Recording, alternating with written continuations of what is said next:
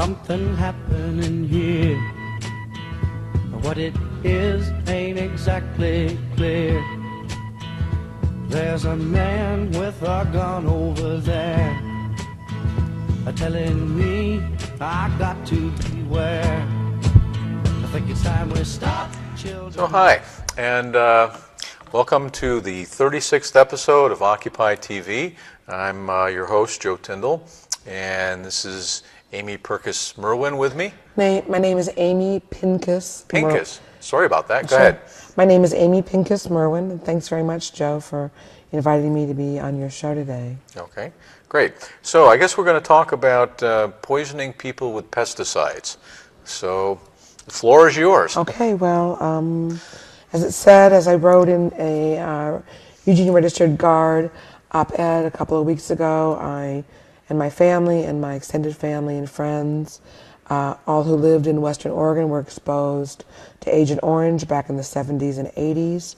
Although 2,4,5-T, one half of Agent Orange, was deregistered in 1983, thanks to the efforts of Carol von Strom and the predecessor to NCAP, a little nonprofit called Citizens Against Toxic Spray.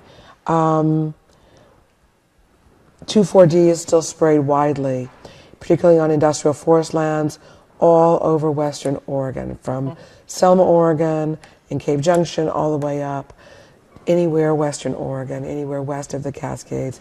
There are other pesticides issues east of the Cascades. It doesn't stop at the Cascades, but they're just simply different. Okay. The overall issue of pesticides in Oregon are forestry, agriculture, and roadside. And agriculture is wide spread because in addition to what you think of as fields, we're also dealing with Christmas trees and vineyards and that type of thing. Okay, so tell me a little bit more about Carol van Strom. She wrote a book, what is it, something Fog, if I remember right? She wrote a book called A Bitter Fog. A Bitter Fog, that's right, and which I read some time back. And but tell the audience a little bit about what that was about. Well, it's just that Carol was living in Five Rivers and along with her family, and they began noticing as a result of roadside spray that their animals were getting sick, and then they began to realize that they and their neighbors were being affected. And so they organized with people from the Deadwood area, and they began collecting information, and they began working with then Congressperson Jim Weaver and people up in the Alsea area that were experiencing a lot of miscarriages, a lot of premature births, a lot of birth defects, and then we began to see it in Five Rivers in the Deadwood area as well. What happened is that a professor from OSU, a guy named Mike Newton, who's a professor emeritus and still very strongly promotes pesticides, introduced Agent Orange into Oregon after the Air Force stopped using it in Vietnam, after it was restricted for use in Vietnam. So they brought it into Oregon and they began spraying it in the Sisola National Forest and the Willamette National Forest. And as a result, hundreds and hundreds of people got sick.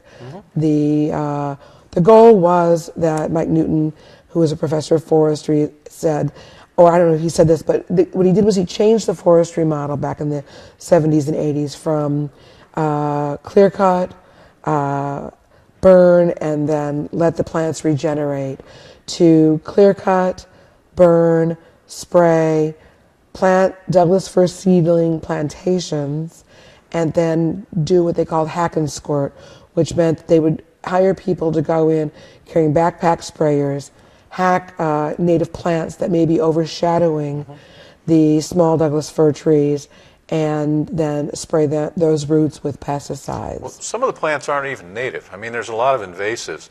Is Scotch broom, for example, native to this area? Well, no, but that wasn't even an issue back in that day.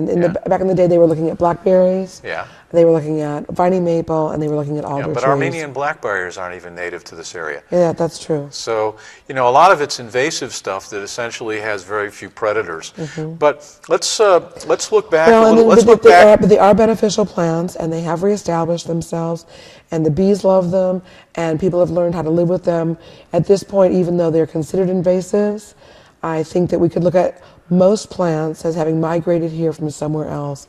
and that perhaps we need to look at the benefits of plants, how to manage them without poisoning everything around them, and figure out a way to integrate them into the native plant lexicon, because that's where it's at now. Okay, so I wanted to get back to a little bit to the earlier history.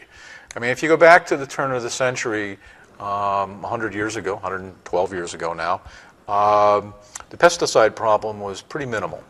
And it was really World War I that introduced a lot of poison gases to warfare. And then during the intervening period, we saw the rise of a petrochemical industry essentially built around the carbon chlorine bond, which does not exist in life. And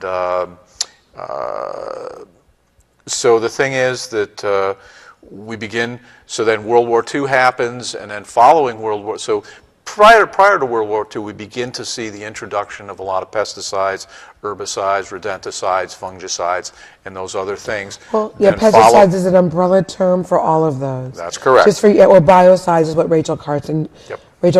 referred to them. So just so that the audience knows that. And her book was Silent Spring, yes. Back in 1962. Another good read. Bitter Fog also is definitely worth reading.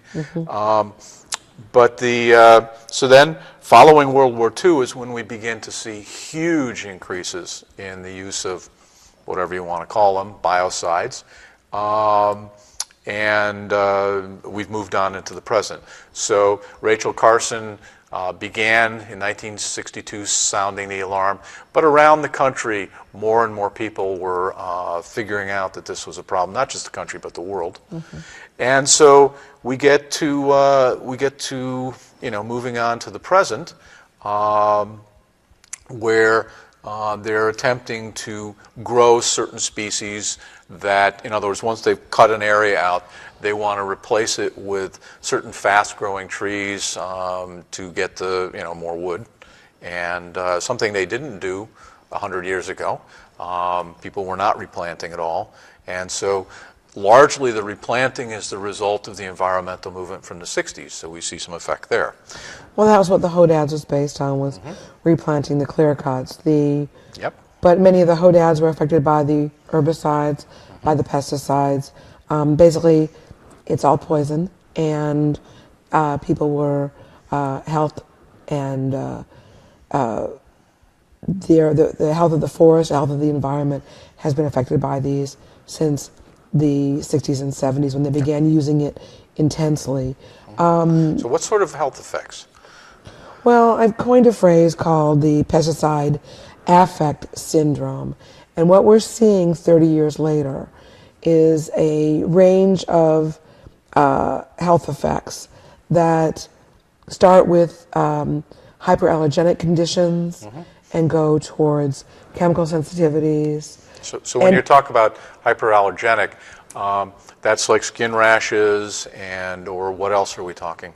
Just reactive to any type of allergen, whether it's a pollen or whether it's skin rash or any allergenic reaction. So what you're saying is that pesticide ingestion causes people to have allergies to other things. It sensitizes them to it. I would say that what it does is it takes a person who has a propensity towards an allergy and heightens that propensity. Helps it to express. Right. Okay. So there's chemical sensitivities, there's endocrine disruption, which means anything to do with the reproductive organs or any hormonal system in your body. It goes towards autoimmune diseases. Give an example of autoimmune. Autoimmune is going to be rheumatoid arthritis or a lupus or what is it called? Epstein-Barr syndrome. Right. All of those fibromyalgia, all of those fall within autoimmune disorders. And then it goes on to cancer, that these chemicals themselves and their manufacturing byproducts, such as TCDD dioxin, are mutagenic. And that particular dioxin is considered a legacy dioxin. It was a manufacturing byproduct of poor manufacturing techniques by Dow Chemical. with 2,4-D and 2,4,5-T, the two components of Agent Orange, and it has been spread all over wherever those Agent Orange was sprayed, and it was. Let's get back. Let me just finish this particular thought, please.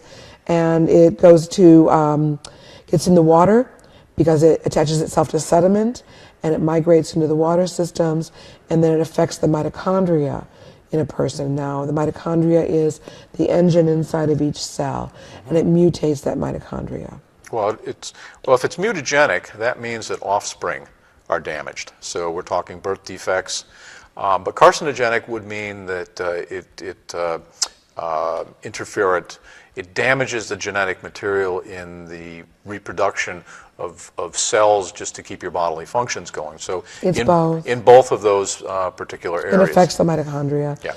And these endocrine disruptors, of course, cause all kinds of problems, whether it's breast cancer or whether it's stillbirth or whether, for instance, in the Deadwood area in 1983 and 84, in a very small population, there were 3 births that resulted in death and 2 that resulted in birth defects. One was a major cleft palate, another was severe autism. Actually, the third one was abnormal genitalia and severe autism in children. And this is a population of 200 to 300 people. Yeah. So you're saying that you're seeing clusters of these kinds of things? Over the years, yes. Yeah. Because, I mean, I grew up in a town in Connecticut, and we had an enormous cluster of Hodgkin's disease, which is relatively rare, but in a population, I think, of about 10 to 12,000, I think there was a total of about 25 or 30 cases, which is a huge cluster. And that expressed itself. I haven't lived there in years, but through high school and when I was in college, a lot of that stuff started to show up big time. But you're saying that this kind of stuff is happening in these areas. So we have anywhere where there's forest being clear cut, particularly by industrial or corporate forest land owners, Weyerhaeuser, Seneca Jones, I can't think of, Roseboro, Roseburg, I can go on and on and on, but anywhere where in Oregon, where industrial forest lands are being clear cut, you can learn that the area is going to be sprayed. Aerial spraying. It's not only aerial spraying, backpack spraying, and hack and squirt. So what is hack and squirt? Well, I explained it a few minutes ago. They come up to a plant, to a small Douglas fir tree, or whatever little plant they've planted, and they cut the plants around it, and they free it from being overshadowed by foliage, and then they spray the roots of those plants. Right. So, and any place where they're clear cutting, they're planting. Any place where they're clear cutting, they're spraying, whether it's aerial or hack and squirt or backpack spraying. And anywhere that they're doing that, you're getting drift, you're getting runoff, and you're getting effect into the neighbors. So the question is, does this affect the plants that they're putting in, the Douglas fir? Well, it seems from our research to weaken the Douglas fir, and is also, of course, depleting soil health, because the Douglas fir are very acidic.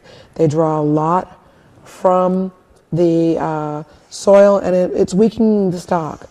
The Douglas fir that's being grown today is not the Douglas fir that we saw in our grandparents' and our great-grandparents' time. What we're learning from the Northwest Forest Plan and the late successional reserve thins that Clinton and Gore instituted is that the forests that are being cut so that they're leaving baby trees and old growth trees and taking middle-aged trees, just a selection of them, not all of them. Number one, you don't need to spray because there's no overshadowing of the small trees. The big trees protect the baby trees. They also nourish the baby trees, and there's rhizomes from the roots of the old growth trees that nourish the soil. Okay, so getting back into some of the stuff that we have there. So it appears to have a lesser effect on the Douglas fir than it does on some of the other plants they're trying to get rid of. Well, they're using phenoxyherbicides. They're using herbicides like 2,4-D, which is a phenoxy herbicide, and atrazine, which goes after the hormones in plants, but mostly in deciduous plants, not in evergreen plants. Yeah. Okay, so there is a difference between them. So there is a selective effect, which is why they're choosing to use that. Okay, now, so we have a spraying issue where there's a variety of ways to do this. Now, how much of this is being done along the roadsides? Well, it's county by county and road by road. So, for instance, Highway 36 is not being sprayed by ODOT. Well, that's because the residents in that area made a fairly major stink. Sure, But and if the you same things happen between Newport and Yahats along Highway 101. Okay, And so it really varies whether or not communities are active in stopping roadside spray. So in other words, it goes on until people, organize enough to make an issue. Right. Okay. And then according to inside sources, ODOT does not seem interested, Oregon Department of Transportation does not seem particularly interested in countering those community efforts to stop roadside spray. So long as they're willing, neighborhoods are willing to go out and to do their own clearing, ODOT seems to be willing to do it. Although in specific counties, such as recently down in the Tiller area and in Josephine County, people have asked that no spray happen, and yet they've just been inundated. So roadside spray is very prevalent. Agricultural spray is basically regulated by the Oregon Department of Agriculture, which has a very, very close relationship to Oregonians for Food and Shelter, which is the lobbying group for Dow, Monsanto, Syngenta, and all the other petrochemical companies that produce these pesticides. But let's get back to some stuff that you said earlier about destroying the soil. Okay, one of the things that a lot of people don't understand is that soils depend greatly on the microflora and microfauna, the fungi in the soils to break materials apart and make them available as nutrients to the plants that are growing. So in other words, there's this, and this is happening not just in the forest, but it's happening on farmland. And so a lot of the material, in other words, if we look at a lot of the corporate farms, these big plantation, monoculture, thousands of acres being planted in corn, the soils in those are largely dead because they've been sprayed with, there's been chemical fertilizers, pesticides, and all the rest of it put onto this, and it wipes out the soil, which of course increases the amount of fertilizer that you have to put in because the microflora and microfauna are not bringing nutrients. In other words, they're not dissolving rocks to free the minerals so they're available for trees and the like. Right. Well, also Monsanto has just come out with, I believe I'm not sure if it's a Roundup Ready, but there's one of their Ready type of seed is basically sucking all the nutrients out of the soil and making them unavailable even to human or animal nutrition. So they're really working, people like Monsanto, like the Monsanto Corporation, are working to make everyone's nutrition on the planet, every species nutrition on the planet dependent on them. Okay, well that's their corporate goal, and of course that locks them in and makes markets, and they can extract wealth faster, which is what shows on this television program, this television series are largely about. Right. But getting... So of course the companies are all the same, the petrochemical companies, the chemical companies, the pharmaceutical companies. They have a very sociopathic business plan, which is number one, to make us dependent, to make us sick, and then, quote unquote, to make us well, and they make money out of all of it. So whether you're taking tamoxifen or chemotherapy because you've gotten cancer as a result of your exposure to pesticides, you're paying them both ways. Okay, or if you get fat because you're eating their, high fructose corn syrup in huge amounts. The issue, I guess, is nutrition. And let's go back. There's still a couple of things earlier that I wanted to extract from this. Number one is as the soils die, one of the things that happens is a lot of the carbon is leached out, and a lot of that carbon winds up in the atmosphere. So a lot of the, for example, Midwestern soils in the United States that used to have huge banks of carbon stored in there, which were available for the plants. Now, we always talk about nitrogen as a fertilizer, but the carbon is also necessary for the plants to function, and the stores of carbon are being brought out. So once you remove all the carbon completely, then the soil doesn't function as well as it normally would. So we have huge. So if you're talking about forestry, that's one thing, that's local. But if you're talking about farming and agriculture and the food system, the pesticides have actually compromised the quality of land for production of foodstuffs in the United States. Well, and think about it, the forest, really everything is downhill from the forest. So the soil health starts in the forest, and then it leaches down into the flatlands, which we consider our agricultural lands, and then into the waterways, the water system. So if you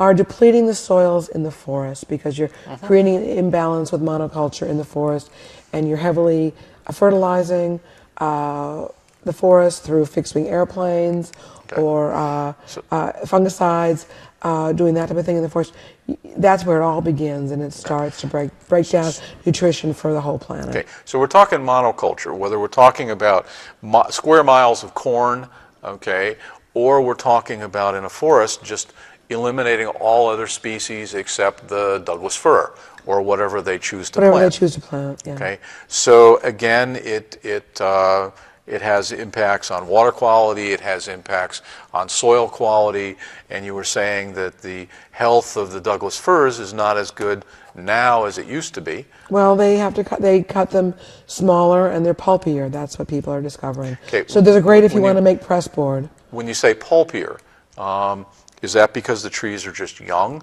or is there a change in the quality of the wood as a result of forestry practices? Well, this is not an area that I'm an expert in any way, but from talking to different foresters and talking to people who log, what they're seeing is that the fibers of the Douglas fir tree are not as dense. They're growing faster. They're growing more like weeds because they're growing on all these artificial ingredients, and rather than drawing on the nutrients of the soil over from a good soil, healthy soil base in which the fibers are going to be tighter together. So when you talk about cutting a 2x4 from a more recently harvested younger Douglas fir tree, it's probably going to be better and stronger in tensile strength, from what I understand, as press board than it is going to be quality 2x4. And press board represents a problem because it's essentially put together with glue. Sure. It's sawdust and glue, or chips and glue, as in OSB, which is oriented strand board. Yeah. So what's happened is that we've seen a change in the nature of wood coming from the forests because, to a large degree, there's not much native forest left, not much of the original old growth, which of course the companies want to, and since it produces higher quality wood, they want to go in and wipe that last section out because they can make money selling better quality wood because the stuff they're now growing is not as good as the stuff that used to be. Well, I don't know about those assumptions, but I would say that that's a logical assumption, but I don't have any proof of that. What I do know is they're not sending any of the trees really to mills anymore. Almost everything is going overseas. Yeah, and so we are literally shipping logs over to China. Yes, China, Japan, Korea, wherever the markets are. Yes. Yeah, and so a lot of that stuff, I mean, some of it goes into wood products, but a lot of it is just simply pulped up for cardboard.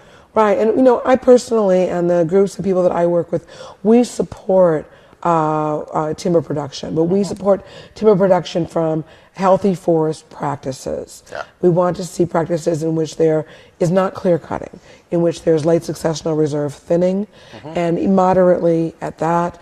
We want to see lots of people employed in the forest, whether it's doing the LSR thinning or whether it is cleaning up after that and taking the remaining slash to appropriate designated spots, not necessarily putting them into cogeneration situations, but appropriate use of that slash, then, utilizing the forest for all the various things, whether it's mushrooms or ferns or floral, or whether it's recreation, or whether it's just keeping people employed in their communities. We really believe that there's a lot more jobs clearing highways from what might be considered invasive species, or just roadside brush, than it is than in running around with backpack sprays and hiring people that aren't even necessarily well trained to be doing these type of activities, nor are they necessarily documented, but yet their health is not being protected either. Okay, getting back to the forest management issue. Okay, we still have more than a half an hour to go, and so I'd like to drill down into some of these issues a little bit deeper. Sure.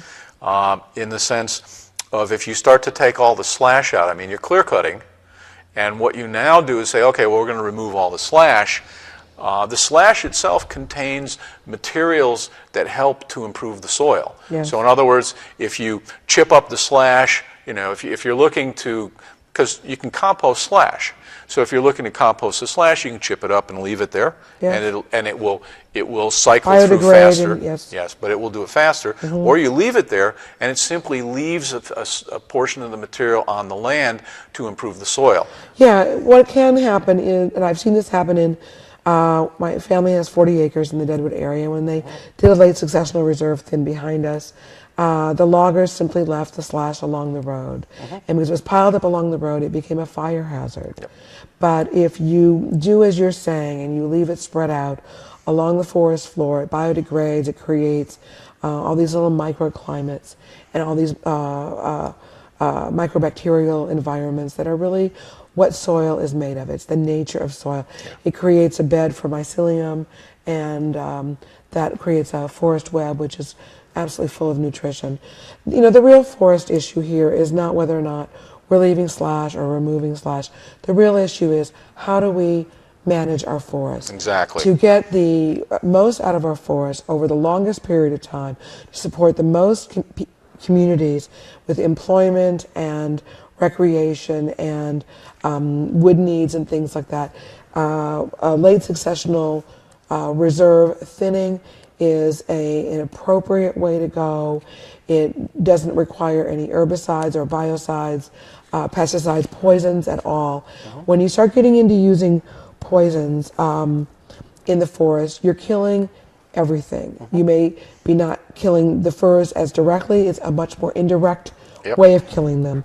But unfortunately, because of the extensive use of pesticides that have become normalized over the last 40 years, thanks to the people at the Oregonians for Food and Shelter, thanks to... well, let's, we need to talk, we need to talk about what some of those groups are. I mean, who are Oregonians for Food and Shelter? Well, their board of directors is made up of all the major pesticide companies, chemical companies in the world: Monsanto, Syngenta, Dow, and then there's local people who are also involved. But that's a really nice name.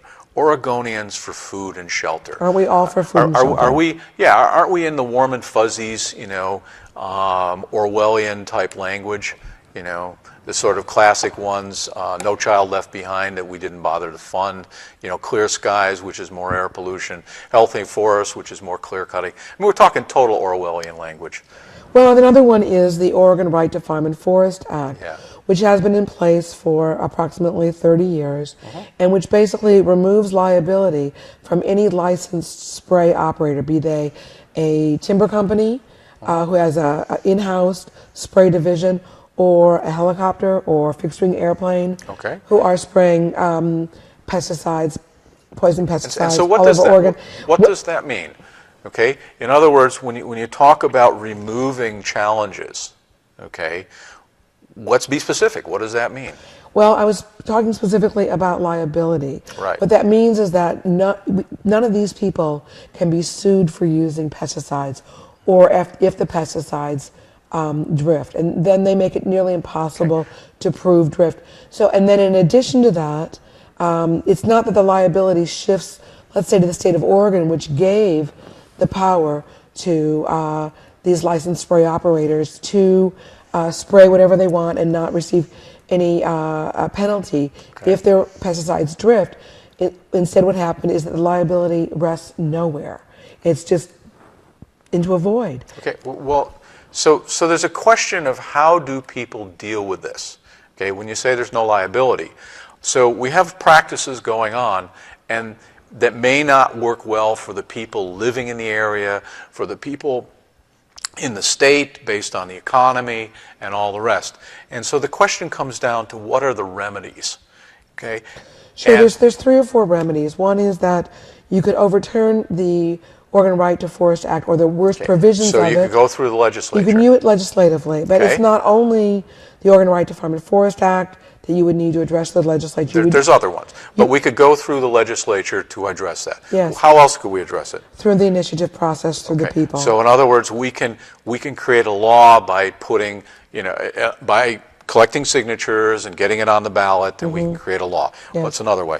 Governor Kitzhaber could place a moratorium. Okay. So we have a legislative relief, we have an administrative relief, okay? We have an initiative petition relief, and normally we have relief in the courts, okay? That people can go in and say, excuse me, this is not acceptable, bring a court challenge. And what you're saying is that 4th way, which is in the American tradition, okay, has been removed from us. Yes, and there was a lawsuit this fall to address certain provisions of the Oregon Right to Farm and Forest Act, and it was the hearing official essentially denied the right to challenge it, and now that's an appeal. Okay, so getting back, let's just establish what that means. Okay, that the industry has come in and cut off a complete avenue of redressing these grievances. For 30 years. It was passed 30 years ago. Okay. Now, I haven't been able to find the exact date. Let's take equivalent things. What does this mean to people? I mean, it means that their constitutional rights have been usurped. Exactly. And let's talk about similar examples of this kind of legislation, because this is not the only example of this approach to shut people up that's gone on in this society. Well, I would think that what was the big bill that was passed by Bush, the Patriot Act is similar. Patriot Act similar? But let's take an example that a lot of people are familiar with. For example, Oprah. Okay. Back in Texas, the Texas cattle people passed a law that said you cannot say anything bad about beef. It's called product disparagement laws, and they're all over the country. Okay? And so Oprah invites this guy on who's going to talk about the problems associated with beef. So what do the Texas people, do? They sue Oprah. Okay? Now, that's when you get into really high-level stupidity, because you've got someone at that level with that much clout behind her, and they lost. Okay, they looked ridiculous and they lost. But this is a common practice to remove remedies from people. Now, we have a legislative remedy that we could have, but how's the legislature functioning these days? Well, I really think apparently there's an organization nationally called ALEC, which I'm not even sure what it stands for. It's the American Legislative Exchange Council. So there's members from the Oregon State Legislature who are part of this, and they're also working with Oregonians for Food and Shelter. Yeah. So it's all kind of hand in hand. Okay. I think what's relevant here is that there's people in Oregon State agencies whose literal position is to support industry in these practices, and in that way they cross the line. So how do they support industry? They cross the line. And what is it that keeps them in place in the legislature to support the industry? It's called money. Okay. It's called huge amounts of corporate money. Sure. So in other words, what we have is a legislature that the industry can now purchase outright. It's for sale. Well, Oregonians for Food and Shelter has been the largest and most influential lobbying group in the Oregon State Legislature for years. That's just simply a fact. What happened, though, recently, about a year ago, was that the top pesticide investigator in the country, a woman named Dr. Dana Barr, took urine samples from people in the Triangle Lake area. Yep.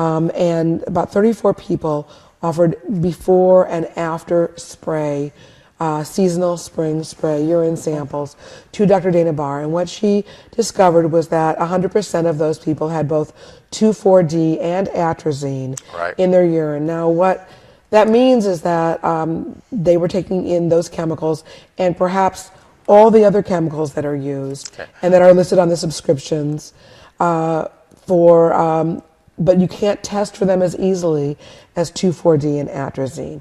So because of that, then Governor Kitzhaber authorized the Oregon Health Authority to do some testing out in the Triangle Lake area. So they came along in fall and they tested about 64 people.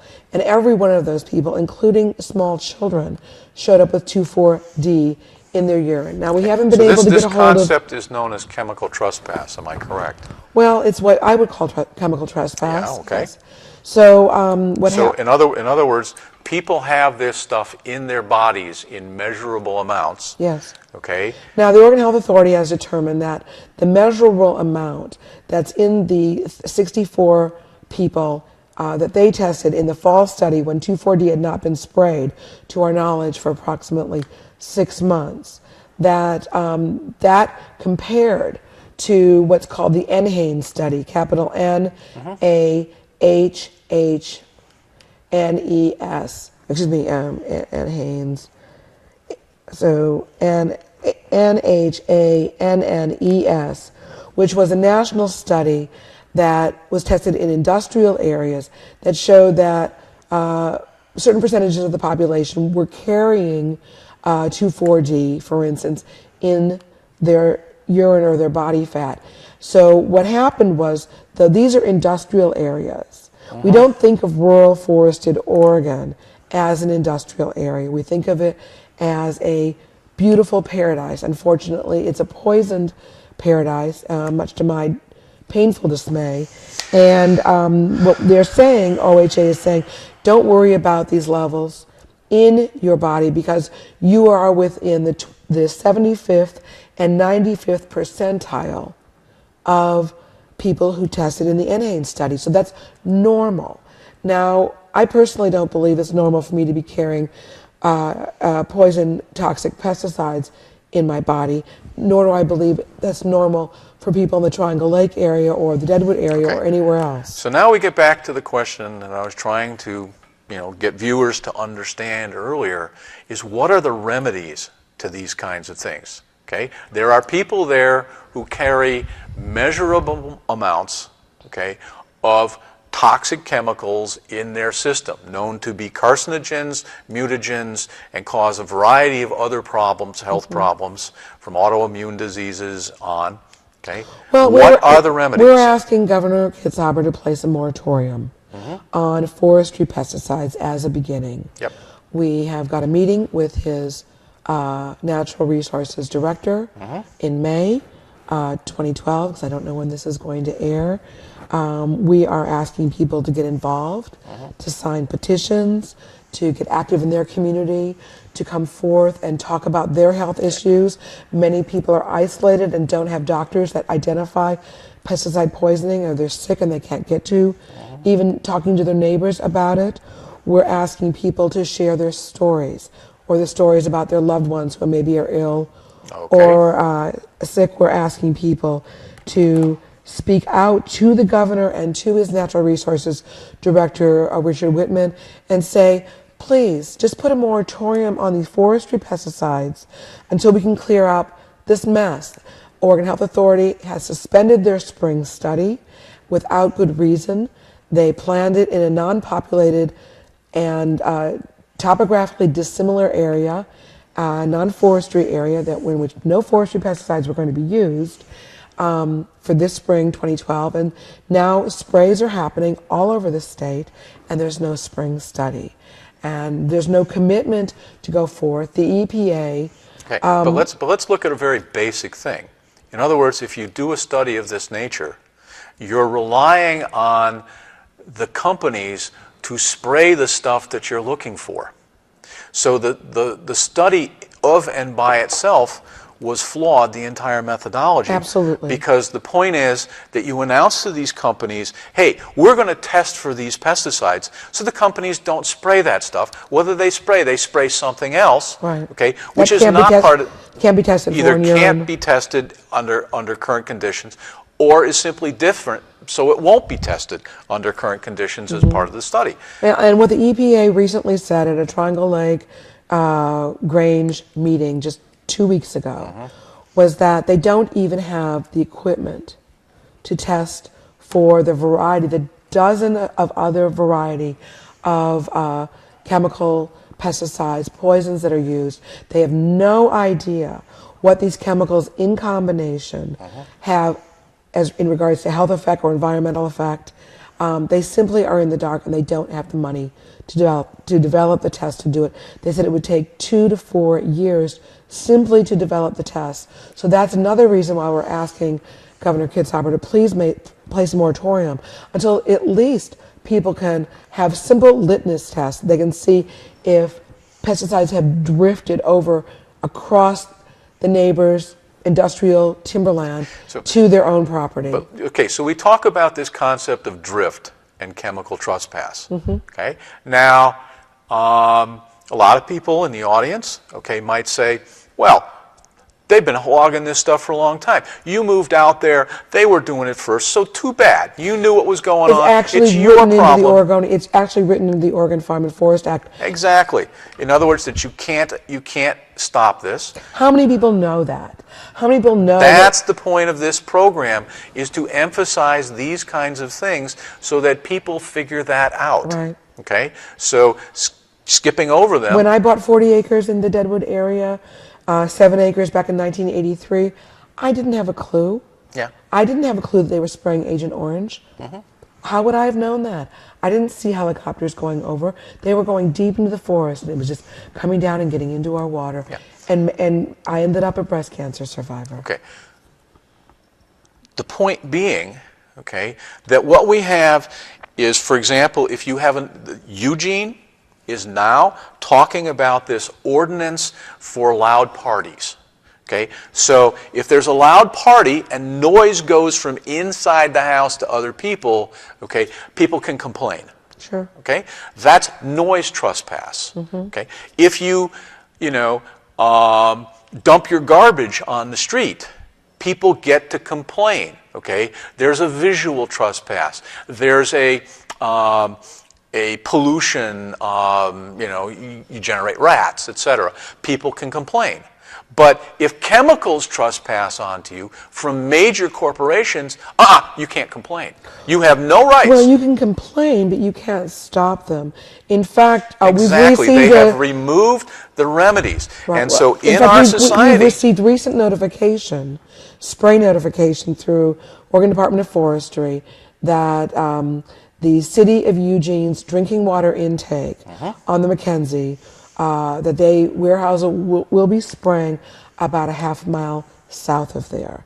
So, the McKenzie is not a placid river. It's a turbulent and turgid type of river.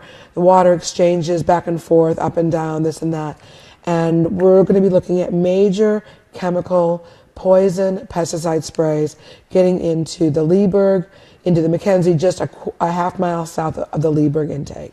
Which is a serious problem. Serious. Very serious problem, because now it's coming into the Eugene water system. So what we're hoping, of course, is as people in Eugene learn that this could be affecting their water, that they will say, wait a minute, what's going on here? And go to Weyerhaeuser and say, don't. So let's talk about remedies again. Okay. We have the legislature, which is largely purchased by industry. Okay. We have the governor, who actually is a pretty good guy and reasonably responsive, although he has to answer to industry. He just recently, as of Friday, in fact, Governor Kitzhaber started instituting an executive order to promote green chemistry. Now, I've emailed all my chemist friends and said, is this for real? Not that the executive order is for real, but is green chemistry something that we can trust? Is it really going to be non-toxic? It's kind of like George Bush's energy solution, the hydrogen economy. Okay? In other words, people are complaining and saying the emperor has no clothes, George doesn't have an energy policy besides more digging coal, more drilling oil, more carbon, loaded into the atmosphere. And he goes, no, we're going to have the hydrogen economy. Okay? So now what we've got is you're telling me that there's yet another green campaign, that we're going to have green chemicals that are all just really green, and they're just so green that everything is like fine. Well, I know that I can clean my house using certain chemicals that are non-toxic. I have to. I'm chemically sensitive to the extreme, and if I didn't, I would literally be passed out on my kitchen floor. So there are chemicals that you can use. Vinegar is a chemical, ammonia is a natural chemical. Things like this you can use to clean your house. Can we do this to control pests without poisoning our environment? Can we use this for other chemical applications, better living through chemistry, DuPont's old adage? That's what we're hoping to see. Governor Kitzhaber has said, and I'll hold this up for your readers, for your viewers, regarding the business org and the state's economic development agency will be charged with So you're thinking this is actually real? Well, it's as real as what it is right here. Yeah. And if it's good, it's good, and if it's not, well, then it's greenwashing. And that's what we are yet to figure out. This just happened on Friday, April 27th. I've heard of green chemistry before. Many of us appreciate physics and appreciate science. We live in 2012, and we live in a reality in which science is important to us. So I'm willing to look into this. Am I going to buy it hook, line, and sinker? Not a bet. I wouldn't do that. Okay, so in other words, maybe we've got a little public relations stuff, but our governor actually seems to be doing something. Okay? He's certainly aware that people are alarmed by being poisoned by chemicals in the environment. He seems to be aware, and that's the message that I'm getting right now. So we have our remedies. The legislature is largely purchased by the industry. Yes. Okay? The governor's actually doing something, at least making some motions, that's good. We have initiative petition, okay, and if we go out and do an initiative petition... Well, we haven't begun one yet, but it's a thought. Let's assume that we do, okay? What's the ratio of spending between the industry and the people doing the initiative petition? There's no comparison. 100 to 1, 1,000 to 1, 10,000 to 1? I wouldn't have a clue. I mean, these are the largest companies, corporations in the world. And they'd be perfectly willing to drop $20, $50 million if they had to defeat this thing. If we had it, so is the initiative position, while corporations have the right to spend as much money as they want to alter their marketplace, okay, is that a viable means to actually solve these problems? Well, it may be. It just depends, certainly. I mean, I believe in the power of the people. And I believe in that is really the only thing that changes the society that we live in towards a democracy. So how are we going to reach the people? We're going to do it through one-to-one, through campaigns, through media, through shows like yours, every method possible. Okay, because we can't go into the courts because the industry has passed a law forbidding the use of the courts to remedy these problems. Well, it's not exactly that, but it certainly ties up the liability aspects, yes. But you took a case to court, and it was thrown out because of this. Take it. Well, a group of people who have the same goals as you do, okay, took a case to court, okay, and lost because of the existence of this law that you've talked about. Well, yeah, the Oregon Right to Farm and Forest Act was challenged. Yes. And that was overturned or not allowed to have happened, and now it's an appeal. So we'll see where it goes. Right. They are questioning the constitutionality of it, from what I understand. So it has to be done on a constitutional challenge. It's just this is not my particular issue because I'm really looking at the moratorium. I'm really interested because the moratorium is where we could put things on hold and institute precaution. And during the time in which things are on hold, we could look and see what are all the alternatives possible, rather than clear cutting and poisoning forests and poisoning residents near and around forests. But we can look at these alternatives all we want. Sure. Okay, but is the industry going to pick the stuff up? Well, it depends on whether or not they're allowed to. Of course, they're going to normalize the use of chemicals as much as possible, because they want to keep these chemicals in production because they utilize them for the war machines. And it's all very, very tied together. That's why it came from Vietnam and then got used here. They kept them in production in order to have chemical warfare available at any point in time. And they learned, whoopee, a great big market. So they're going to keep this market going as absolutely long as they can. When they no longer have the ability to have this market, they'll find another way to get on board, just like BP did, saying that they were now beyond petroleum. Beyond petroleum, yes. What a nice name. Have they actually done anything meaningful to get beyond petroleum? Well, I don't think so, but they talk about solar and this and that, and the way I look at it is these people, the large corporations, have the money to develop all the alternative energies that they possibly could, and then they'll take control of that, and that the solution to that is for people to put solar and geothermal and other on their homes, on their offices, so they have control of their own energy sources. So we got about 7 minutes left. Okay. So we talked about the Oregon Right to Farm and Forest Act, a nice warm and fuzzy title that says you can't sue the industry for poisoning you. Okay. We've got Oregonians for Food and Shelter, another nice warm and fuzzy thing, probably related to ALEC, which is the American Legislative Exchange Council. Both groups heavily funded by the industry to push their agenda in the legislature. Convince people that it's normal to have poison chemicals in their urine, and it's okay for it to be in their children's urine. Okay, and we have state agencies and industry collusion in the sense that we have this revolving door where industry people come into government and then they leave government and go back into industry. It's more active than that.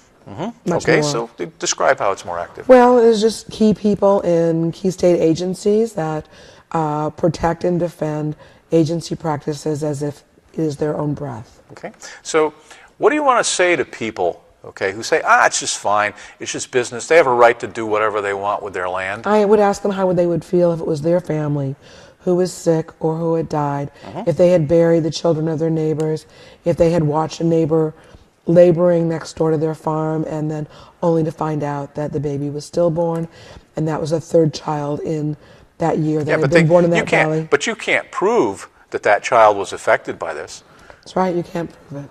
Any more than I can prove that the pesticide affect syndrome that I live with every day was created as a result of my exposure to Agent Orange. I mean, I've talked to a lot of people who talk about aches and pains and stuff like that, that sort of ebb and flow based on how much spraying is done. In other words, spraying happens and they get real sick, and then, they sort of recover from it, and then there's the next round. Yeah, but then there's the long-term and cumulative health effects. There's low dose means low dose exposure. Low dose chronic exposure means has huge high effects as well as high dose exposure.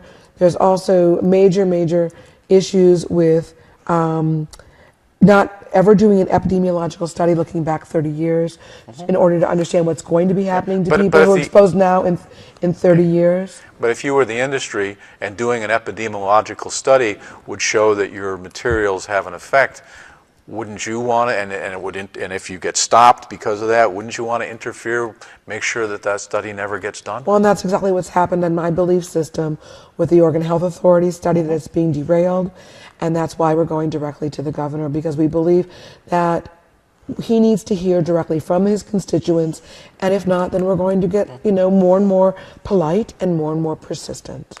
More and more polite? Well, the persistent, certainly. There's a lot of people around Triangle Lake that have been sort of organized. There's a bunch of people have been running around. Mothers of Triangle Lake, the Pittsburgh Rebellion, many individuals, people like myself with Informed Productions, Informed Media. Now we have a new organization called Standing Together to outlaw pesticides. Oregon, known as stoporegon.org. Forest land dwellers down in Southern Oregon, there is Precious Dirt and other allies of Precious Dirt. There's petitions online right now to ask Governor Kitzhaber to place a moratorium and to assert precaution.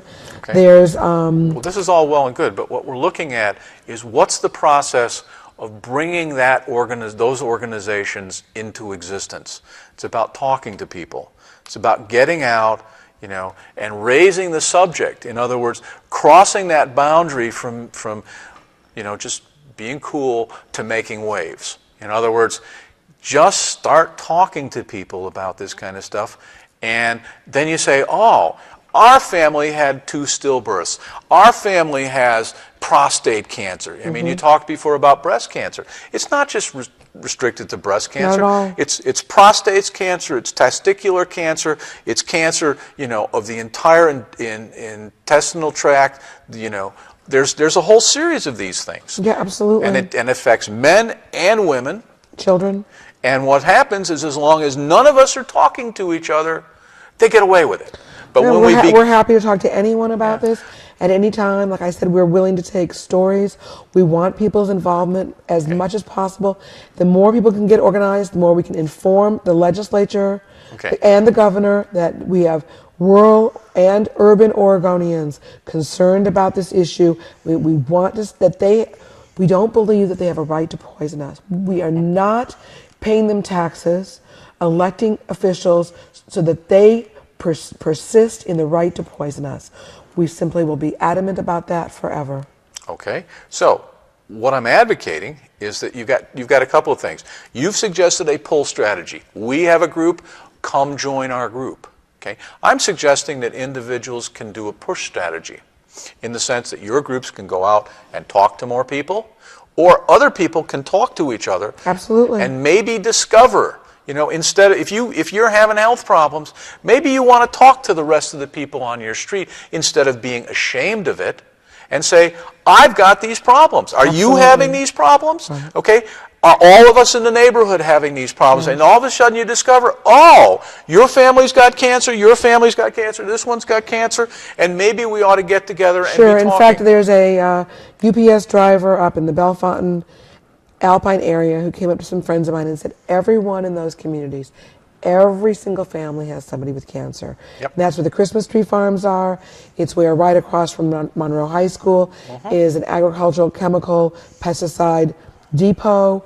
It goes on and on and on in Oregon. Oregon is an agriculture, forestry, and Christmas tree state across the entire state, ranch lands.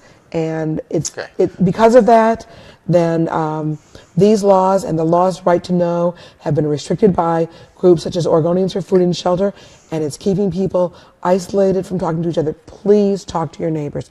Please get in touch with groups who can help you meet your neighbors. Okay. So with that, we've run out of time, and I've been talking with Amy, and this has been episode, I believe it's 36 of Occupy TV, and we'll see you next time. Thank you.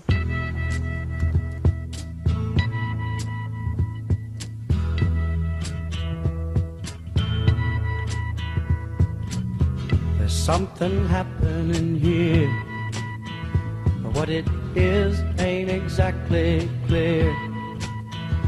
There's a man with a gun over there, telling me I got to beware. I think it's time we stop, children. What's